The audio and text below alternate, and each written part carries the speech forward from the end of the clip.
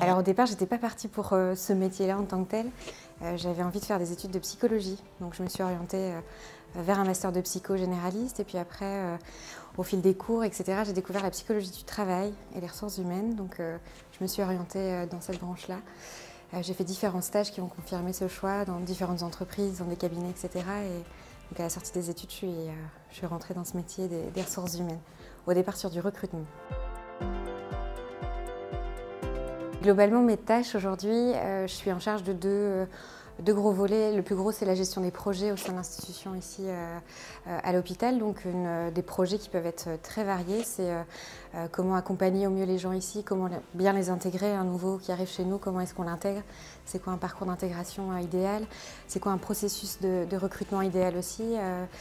Ça peut être aussi lié à la marque employeur de l'hôpital. Donc comment est-ce que j'attire des gens pour les faire venir travailler à l'hôpital. Donc c'est ce sujet-là que je travaille. Donc la gestion de projet, c'est une grosse partie de mon métier. Et après, c'est la partie recrutement, les assessments qui peuvent durer entre 3 et 4 heures, où j'interviewe les gens, où je leur fais passer quelques petits questionnaires, quelques tests, et je décris leur manière d'être au quotidien, leur style managérial, etc. Voilà, en gros, c'est ça mon métier. J'ai pas l'impression de travailler en fait. Donc au quotidien, je rencontre des gens, des nouvelles personnes très régulièrement, qui viennent me parler d'elles, qui viennent me parler de leurs envies, de carrière, etc. Et donc moi, mon rôle, c'est de les accompagner, c'est de faire en sorte qu'elles se développent, qu'elles trouvent un métier qui leur plaît ici chez nous. C'est de bien les intégrer aussi. C'est finalement pas un métier, je trouve. C'est du contact au quotidien, c'est plaisant en fait. C'est ça qui me satisfait, je crois. C'est le contact humain, vraiment. Réponse négative lors d'un processus de recrutement, c'est jamais simple évidemment parce qu'on a un rôle à jouer dans la vie des gens. Soit on participe en bien à leur carrière et à leur développement, etc. Soit parfois il faut annoncer des mauvaises nouvelles, de ne pas être pris dans un poste, de ne pas avoir les compétences associées au métier. Donc il faut effectivement sanctionner de temps en temps ou dire non. Et ça, c'est pas toujours simple évidemment, quoi.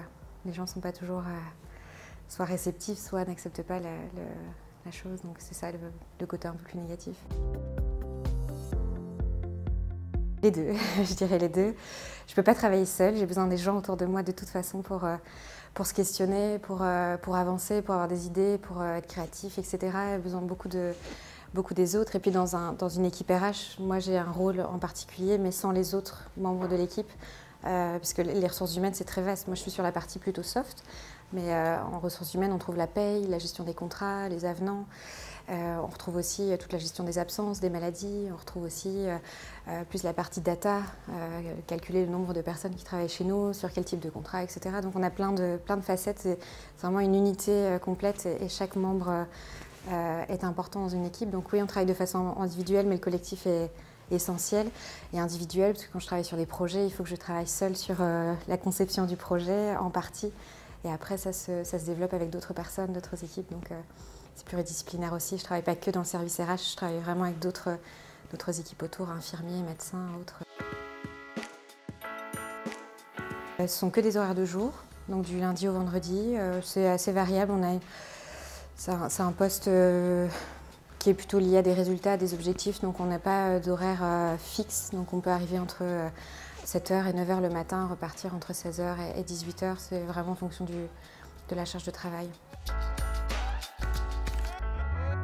Comme c'est un métier de contact, on est toujours avec des hommes et des femmes. Je crois que la plus grande qualité, c'est d'aimer les gens, c'est aimer travailler avec l'autre, c'est avoir cette oreille attentive, cette écoute active, comprendre les besoins, les traduire.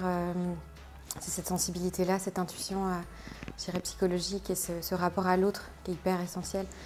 Apprendre un métier des ressources humaines via des études, je dirais, on apprend des fondamentaux, on apprend la législation sociale, on apprend un process de recrutement, mais le métier s'apprend, on a des qualités personnelles, je dirais, qu'on développe en arrivant sur le terrain. Mais oui, une des plus grandes qualités, c'est le contact humain, c'est la sensibilité qu'on a pour l'autre.